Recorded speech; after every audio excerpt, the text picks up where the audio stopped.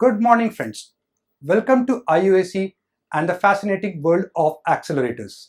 Here we will be showing you various accelerator facility and associated experimental facility when you go ahead in the tour. Let me begin with the oldest accelerator that we have at IUAC. This is 15 million volt accelerator, where at the cylindrical shell out here inside the accelerator, we can generate 15 million volts by Van de Graaff principle. And this high voltage is used to accelerate the ions into million electron volts. This is a vertical chamber which has a room on the top, a room on the roof, where we have a special instrument called ion source, where we produce negative ions by attaching an extra electron to atom. This negative ion moves forward and they are bent by the magnet. This magnet not only bends the ion beam but also ensures to select a particular ion of interest. For example, if I want to do experiment with say 28 silicon, the magnet ensures that only mass 28 goes through it and all other masses are rejected. The positive high voltage attracts the negative ion. So when the negative ion moves from here to here, it gets accelerated. When ions reach here, the energy is in million electron volts.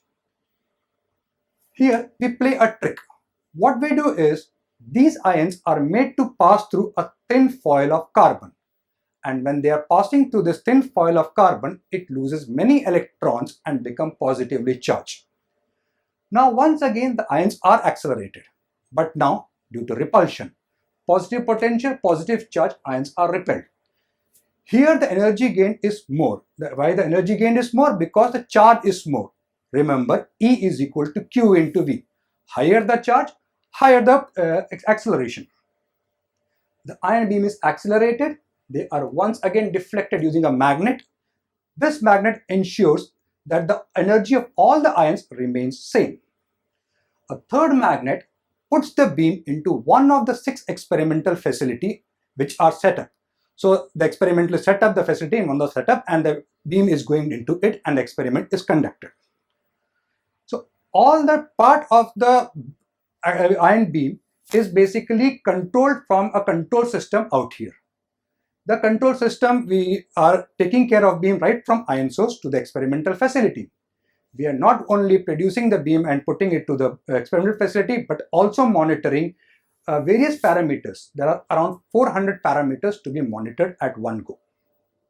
The parameters like vacuum inside the chamber, the beam current, voltage stability, and the radiation levels all are monitored using the control system out here. The accelerator is interlocked for all kind of hazard like radiation hazard and a high pressure hazard. This ensures accident-free operation of accelerator and makes the operation trouble-free. Thank you.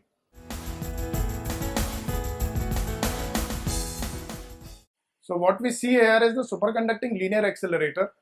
Now this is a different kind of accelerator from the pelletron in the sense that a superconducting linear accelerator uses AC voltages to accelerate the charged particle beams, as against the pelletron where a large DC voltage is used to accelerate the beams. This superconducting linac is basically a booster, energy booster to the pelletron accelerator, and it increases the energy of the charged particle beams that are coming from the pelletron. When this accelerator is operating at its maximum capacity, it doubles the energy of the beams that are available from the pelletron. So this accelerator basically consists of 5 modules.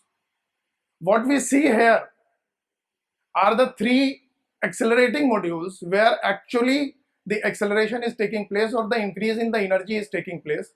Besides these 3 modules, there is a super buncher module which is used for bunching, and there is a rebuncher module also which has the same function as the super buncher but which is used for bunching at the target location, at the experimental location. These modules, all the entire linac, at the heart of the linac is basically these structures. For the sake of clarity, we have kept one of them out. So all these modules are actually having these devices inside which are actually accelerating the beam, and they are known as the quarter wave resonators. So this is the quarter wave resonator from the outside. and this from the outside it is completely surrounded by stainless steel. So what we see here is not niobium but stainless steel jacket. This is the port from which liquid helium fills into the cavity, into the resonator. From here it fills into the cavity. The total length of this resonator is around half a meter. It will be actually 600 mm to be more precise. There are 4 ports, 4 openings. So these 2 lower openings are actually from where the beam charge particle enters into the resonator and leaves the resonator after acceleration. These 2 ports, one on this side and there is another one on the diagonal. These are known as the coupling ports, and one of them is used for coupling power into the resonator to excite it, to generate fields inside it, high voltages, and the other one is used for sampling small power out of the resonator to do measurements, to know what is the field that is existing inside the resonator. And as the name suggests, quarter wave resonators are basically electrical resonant circuits, electrical resonators which operate at a frequency of 97 megahertz. Now this particular structure is made up of niobium metal from the inside, and the outside is surrounded by a stainless steel jacket. Now niobium is a superconducting material and it becomes superconducting at 9.2 Kelvin. 9.2 Kelvin translates to minus 263.8 degrees. So when you cool down the niobium metal to minus 263.8 degrees centigrade, it becomes superconducting. So these resonators are actually cooled with liquid helium, which has a boiling point of 4.2 Kelvin. 4.2 Kelvin translates minus 268.8 degrees centigrade. So these resonators are cooled to a temperature of minus 268.8 degrees centigrade, and hence they become superconducting. When they become superconducting, the benefit of using superconductivity is the tremendous power saving. The typical voltages at which these resonators operate, the accelerating voltage is of the order of 320 kilovolts, that is 320,000 volts. That is the voltage that is generated inside each of these devices, resonators. Now if we want to generate the same voltage, and in the superconducting state, these resonators, they require 4 to 5 watts of power only to generate such a high voltage. However, if we operate them in the normal conducting mode, for example, let us say we have a copper cavity which is not a superconductor and which operates in a normal mode, then to generate the same amount of voltage to accelerate, we will require powers of the order of 40 to 50 kilowatts. So you can see the tremendous advantage we have in terms of power savings when we use superconductivity.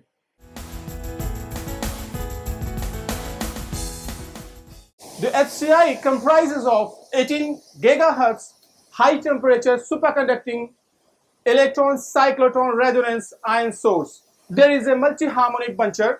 After this, radio frequency quadrupole operating at 48.5 megahertz, spiral buncher which is again operating at 48.5 megahertz, and after this there are 6 interdigital H-mode type drift tube linear accelerators, cavities to accelerate the ions. The high current injector is designed to accelerate almost all the ions right from the beginning, hydrogen to the iodine, especially including the noble gases and metallic ions having a mass to charge ratio less than or equal to 6. The high current injector can accelerate up to the 6% of the velocity of light with higher current capacity. The current capacity is about 10 particle nanoampere. This current capacity is due to the multiple step ionization in the ion source, and which is very useful for the low cross section reactions, especially for the nuclear physics experiment. Now we'll talk about the different elements involved in HCI. So first I will talk about the ECR ion source. The ECR ion source provides the ions having an energy of 8 keV per nucleon, and this provides the DC current, direct current, which is further bunched by the multi-harmonic buncher, and this bunched beam further we'll go to the radio frequency quadrupole. The radio frequency quadrupole is a kind of RF linear accelerator, and it has a 4 rod electrode having a length of 2.5 meter and the bore diameter is about 12 millimeter. This can accelerate, this is basically designed to accelerate the ions from 8 keV to 180 keV per nucleon. Let us come to the 6 drift tube linear accelerators. These are all normal temperature RF structure, and this is basically the multi RF gap structure. It comprises multiple gaps, multiple drift tubes separated by the RF gap. This whole structure will provide the energy gain from 180 kV per nucleon to 1.8 MeV per nucleon. There are various diagnostic components are installed in the beamline at the different places. The diagnostic components may be the Faraday cup, beam profile monitors and others. So Faraday cup is basically used to measure the beam current, and beam profile monitors is used to measure the beam profiles at basically at the different locations in the beamline. Now we'll understand by taking one example. So suppose we are taking the silver ion. Silver has a mass of 107 and the HCI has a capability of producing the ions having energy is the 1.8 MeV per nucleon. And if you multiply the mass of the silver, that is 107, you will get the energy that is 192.6 million electron volt. So for silver ion, output energy of the silver ion is 192.6 million electron volt. And now this beam will go to the existing superconducting linear accelerator. At IUC that we are running 2 parallel accelerator simultaneously. One is the pelletron and another one is the high current injector. So that's the beauty about this accelerator at IUSA along with the other accelerator. Thank you very much.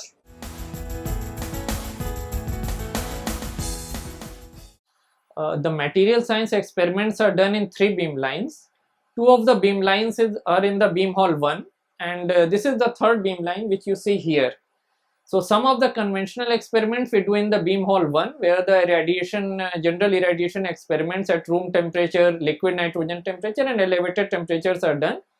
The irradiations for low fluence are also done there. We have 3 chambers in this beam line and 2 are very highly specialized chambers, in which I will just give you in a few minutes. But initially I will show you this chamber. This is the conventional chamber where we do most of the irradiation experiments. This has a, as you can see from the top, you have a sample ladder from which the samples are mounted, and at a time you can mount up to around 24 or so samples at a time, and then irradiation can be done. The beams come from that side, that is the accelerator is on that side, and then these samples are irradiated here. What you see here is, this is a standard X-ray diffractometer. What is done here, this XRD, this is basically done for, it is one of the fundamental techniques for doing this characterization of samples, where you can see the crystallization of the sample or its compound.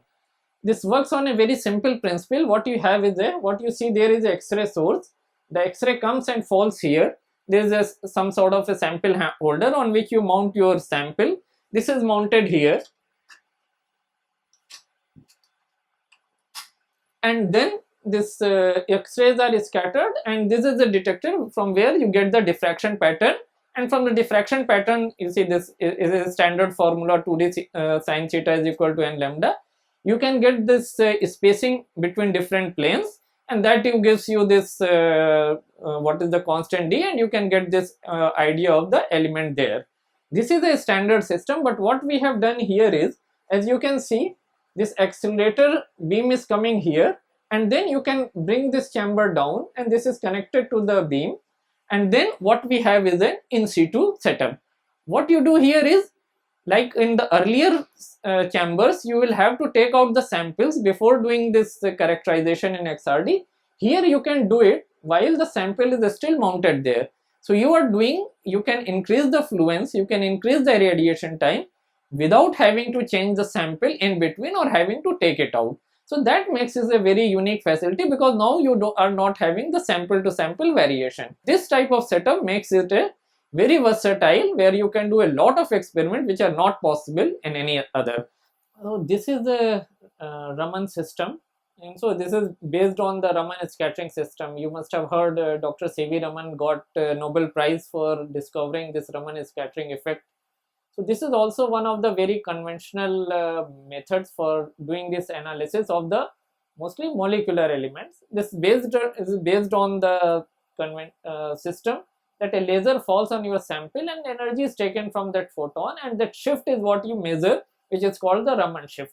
So typically there is a this is a vibrational band which takes the energy, and then this energy lowers. So this is what is used for this getting again information about the elements of your sample and this their state. What is unique now, if you look at on this side, this is the beam line coming. So this is our accelerator beam line from which accelerated beam through LINAC is coming, and then we have a chamber. So what is unique now here is that when the beam falls on the sample, there you see this chamber, which is a half cut chamber. So this is a specially designed chamber. So the beam goes inside and then falls on your sample, and then you have this collector. So you have, this is a half cut, so that you can take the probe very near, and whatever signal is there, it comes through an optical fiber, and then it is fed into this Raman system. So again, this is the unique system, because you are doing this Raman without having to take out the sample from the vacuum. So the beam is falling on your sample and you can do the Raman while the beam is falling. So you can increase the irradiation without having to take the sample out and do the Raman measurement. So there are 3 chambers. First one we called Raman, in situ Raman, then a standard irradiation chamber, and the last one was the in situ XRD system.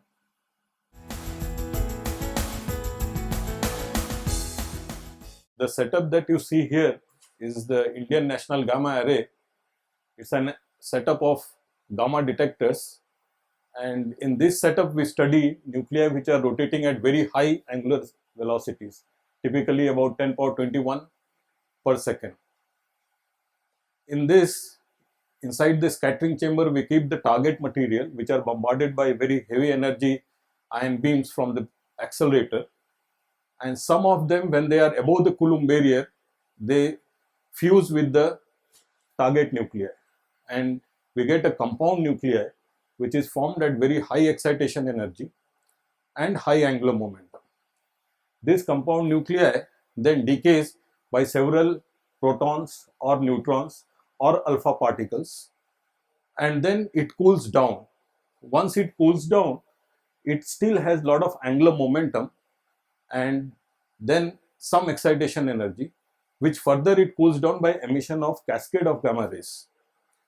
So it typically about 40 to 50 gamma rays are emitted in one cascade, and the aim of this detector array is to collect these gamma rays as efficiently as possible with high energy and time resolution.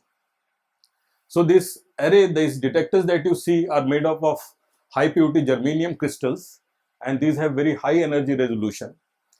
Now the gamma rays interact with these crystals through 3 basic processes: the photoelectric effect, the Compton scattering, and the pair production. In Compton scattering, most of the gamma rays only partially deposit the energy, and this causes a huge background in the gamma spectrum. To suppress this huge background, we use detectors which are surrounding the germanium detectors, which are called the anti-Compton shields. This improves the peak to total of the gamma spectrum. Now what do we study? Once we see these gamma rays, we study various properties of these gamma rays, like their intensity, their correlation, their angular intensity distribution, and linear polarization. From these we decipher about the quantum states inside the decaying nucleus. From these quantum states we decipher about the various modes of excitation or de-excitation of the nucleus, and from that we decipher about the properties of the nucleus. Now when the nucleus decays and has a very high angular momentum, it tries to accommodate this angular momentum in various possible ways. It tries to change its shape, and the internal configuration of the nucleus changes a lot. So by studying the properties of the gamma rays, we could decipher about the shapes of the nucleus. So that's the basic aim, and from that, when the shape changes, there are very large changes happening inside the nucleus, and we come to know about the properties of the nuclei. Apart from the fundamental aspect, the gamma rays detector, the techniques of gamma ray spectroscopy can also be used for societal benefits. These are used, for example, in homeland securities and medical imaging, as well as trace elements of certain pollutants can be found out from soil and water using these techniques of gamma ray spectroscopy. So that's all. Thank you.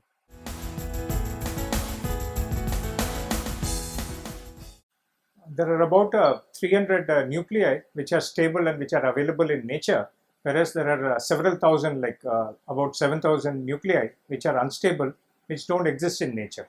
So the only way to study the properties of these nuclei is to produce them in the laboratory, and then within the fleeting short time that it remains before it decays, the properties have to be studied.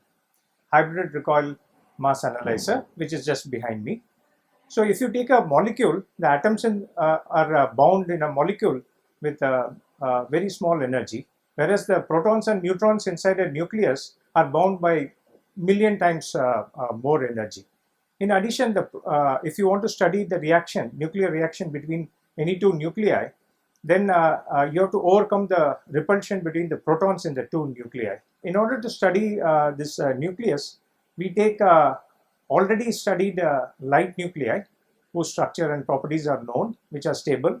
We accelerated them to large energies, and then we bombard the species of the target nuclei, which is taken in the form of a foil or gas, and some of which will undergo nuclear reaction. The reason is the atom is mostly hollow, and the nucleus occupies a very tiny volume inside the atom, and the nuclei which we accelerate using large accelerator systems and bombard the target nuclei, they will go through hollow spaces, and only on some few occasions they will come close enough in order to feel the nuclear force, which is strong and attractive, which operates only at femtometer distance, 10 power minus 15 meters or so, and the strong attractive nuclear force can cause nuclei to undergo fusion or transfer or fusion fission. So the transfer reaction is nothing but exchange of some protons and neutrons between the projectile which is accelerated with the accelerator and the target which is taken in the form of a gas or a thin foil in the reaction chamber. And fusion is nothing but the complete fusing of the projectile and target nucleus to form a very heavy nucleus which doesn't exist in nature, and which is hot and excited nucleus, and which can have a large amount of angular momentum also. So when we go to heavy systems, the fission is a very competing channel, and more often than not, the fused nucleus fissions in a very short time scale of the order of 10 power minus 20 or minus 21 seconds. So very few nuclei will exist in the fused heavy nuclear form, and these are hard to detect because the fusion reaction is the most difficult reaction in the sense that the projectile brings a certain amount of momentum, it fuses with the target nucleus, and then the compound nucleus which is thus formed due to momentum conservation moves in the forward direction. Now the probability of making this fusion reaction is very small. As I told you, the nucleus or the cross section of a nucleus is very small compared to the atomic cross section. So the fusion probability is very small, and in case it fuses, the compound nucleus can have a large angular momentum also. So we have this hybrid recoil mass analyzer, which is a dual stage, dual mode spectrometer. The first part of which starts from here. Inside this gamma chamber, there's a gamma array. There is a tiny vacuum chamber in which the target is put in the form of a foil, and the reaction takes place there, and the beam species, the accelerated beam particles, which are like trillion times more or a billion times more than the fusion reaction products, they all move together in the forward direction. So the background makes the biggest problem. And this electromagnetic device, the two stages, if we put together, it has electrostatic and magnetic dipoles for bending and for momentum and energy separation or dispersion. And we have large quadrupoles for focusing to increase the efficiency of the particles. And if we use the complete hybrid recoil mass analyzer HYRA, which is two stages, both in vacuum, then we can carry out certain other reactions or fusion reactions in some other mass region in a different mode.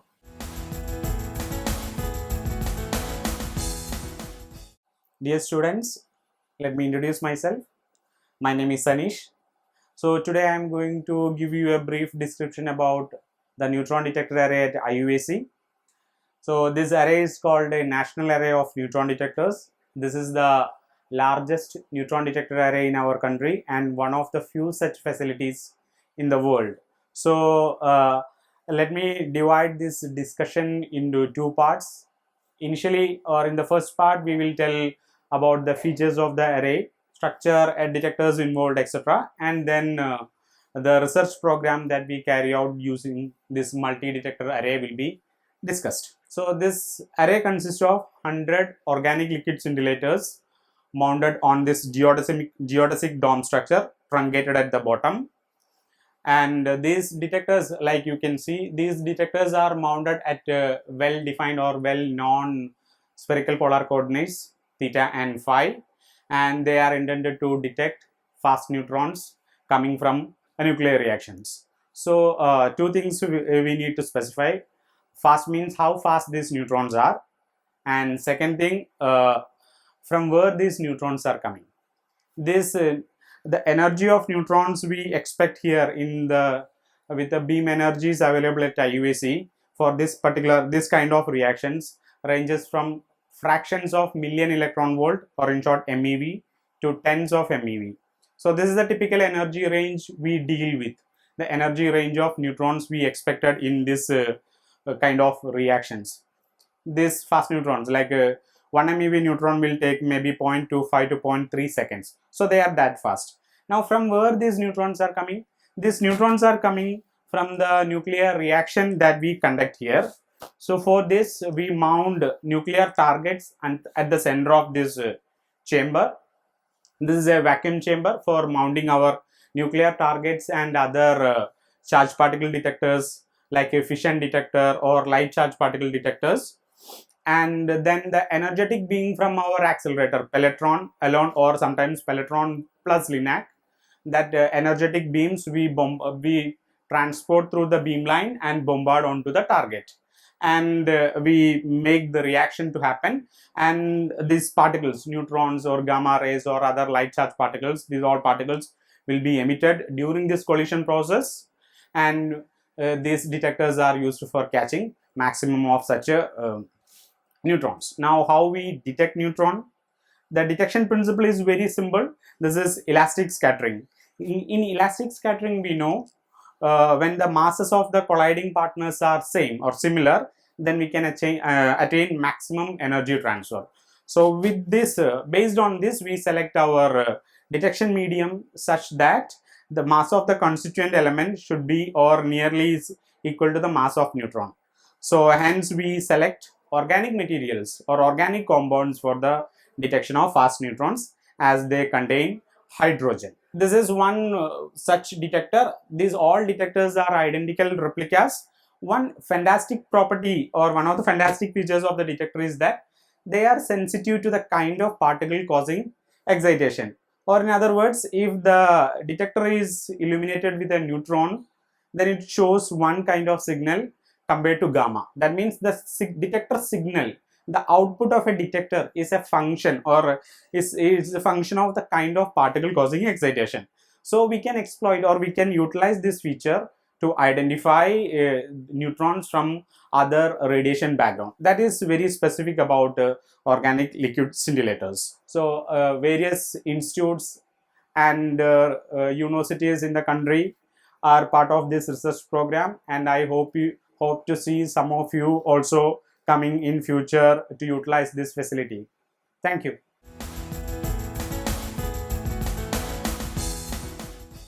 Hello friends, my name is Sunil Ojha. Here I will be demonstrating you one of the Van de Graaff accelerator that we have at IUAC. This machine can go up to 1.7 million volt and it is a horizontal machine. Using this machine, we accelerate helium ions to do Rutherford backscattering spectrometry. This accelerator is used to perform same experiment which Rutherford and his group performed 110 years ago. I hope you all remember that Rutherford and his group used a thin foil of gold like this and they shot helium ions on this. To their surprise, what they saw, some of the helium or alphas came back. Using this experiment, we understand that atom is a hollow structure and whole its mass is basically concentrated on a small point called nucleus. So when this alpha goes very close to nucleus, they come back and we can measure the energy of these alphas and know the constituent of the sample under observation. Let's see how this accelerator works. Here we have ion source where we generate negative helium by first generating plasmas and then converting the plasma of helium into negative ions. These negative helium ions are then accelerated using this accelerator. Here inside we have high potential of 1 million volt. The stripper and high voltage is inside this tank. After stripping, helium ions are once again accelerated and the helium ions are then shot into the samples which are kept inside this chamber. A detector which is kept at a backscattering angle measures the energy of the backscattering helium. And because of that, we can get a spectrum which looks like this. Here we have plotted energy versus count of backscattered helium. Using this experiment, we can know the thickness of thin films or the composition of the films or the material under observation. Like if you see, this is the plot of a thin gold foil on silicon, and here we have an oxide of zirconium on a carbon. Thank you.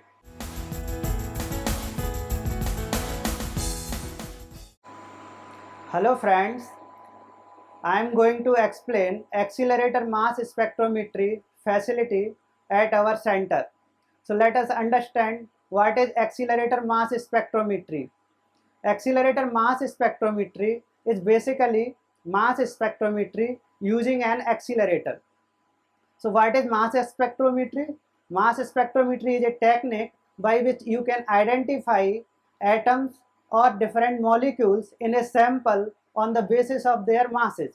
So if you use accelerator for this purpose, then it is called accelerator mass spectrometry. Using an accelerator for mass spectrometry improve its sensitivity. Sensitivity of accelerator mass spectrometry is of the order of 10 to the power minus 16. What does it mean? It means that if you are going to identify one atom out of 10 to the power 16 atom, you can identify using this technique.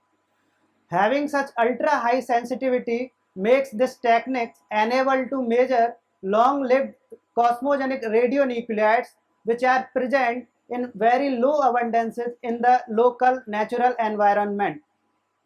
Example of such radionuclides are 14 carbon, 10 beryllium, 26 aluminium, 36 chlorine, 129 iodine, etc. Most popular application of accelerator mass spectrometry technique is radiocarbon dating. So radiocarbon dating is a technique to measure age of old objects found in different excavations. Old objects such as woods, bones, charcoal, etc.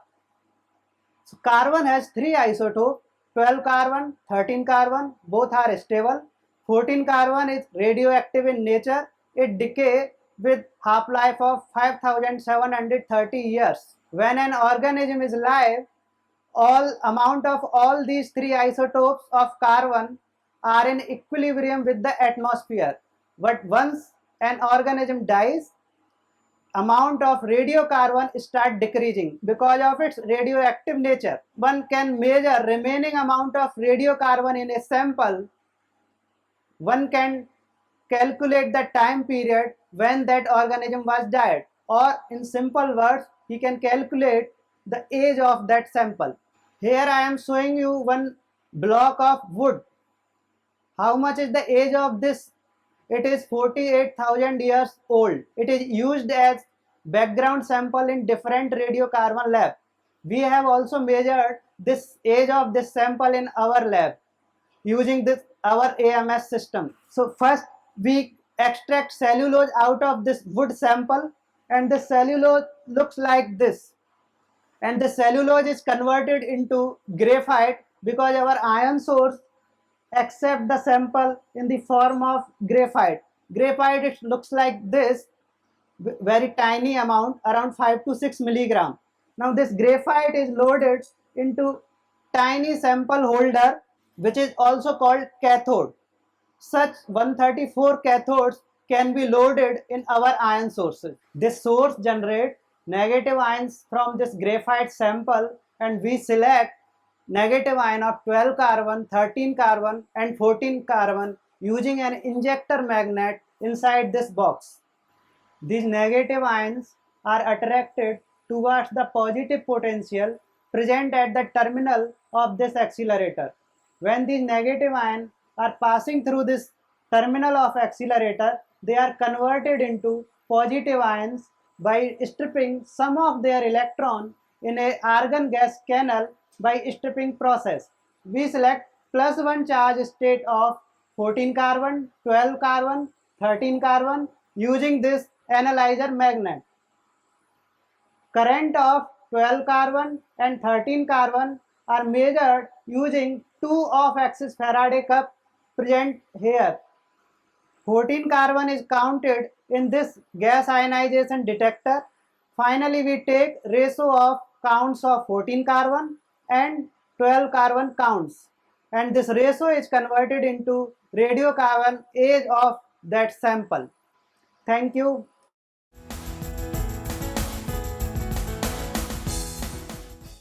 So this is high resolution secondary ion mass spectrometer.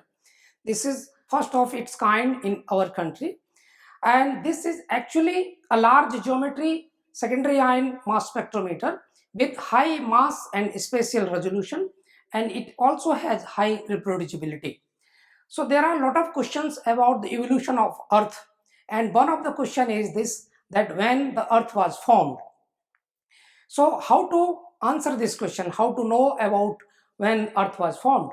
So what we basically need to do is this, that we need to look for the rocks which are very old rocks, and those are the rocks they can answer this question. So inside, when the rock formation takes place, there is a mineral called zircon, and this is very robust mineral. It does not change or alter with the high temperature and high pressure, which are the condition when the earth formation takes place. So we need to look for this zircon mineral and do the zircon dating using this instrument. So what is there in the zircon? There is a uranium isotope inside zircon, and uranium is radioactive. Uranium 238 decays to lead 206, and uranium 235 decays to lead 207 with a different half-life. So basically uranium acts as a clock inside the mineral, which is very robust. When the outer rings of zircon takes place, they also carry the information about the formation of that particular rock. So zircon, the core of zircon will tell when the rock was formed, and the outer rings of zircon will tell the further processes which happened during the formation of rock. So by knowing the parent to daughter ratio of these radioisotopes and using Concordia diagram, we can find out the age of the rock. So what happens in this instrument, we take the zircon mineral and then keep it in this chamber, where the zircon mineral is hit by the beams which are coming from the ion source. There are two ion sources in this machine, cesium ion source and oxygen ion source. So when this mineral is hit by the primary beam, the isotopes of uranium and lead, they come out of the sample and then pass through the electrostatic and magnetic separators and finally reach at the detection system, where they are simultaneously counted. And the process is so precise that all other neighboring isobars and isotopes are separated out by these filters. So by knowing the ratio of parent to daughter of uranium and lead isotopes and using Concordia diagram, we can find out the age of zircon. This is one of the application of HR SIMS. There are many other applications in nuclear particle detection and material science. Thank you.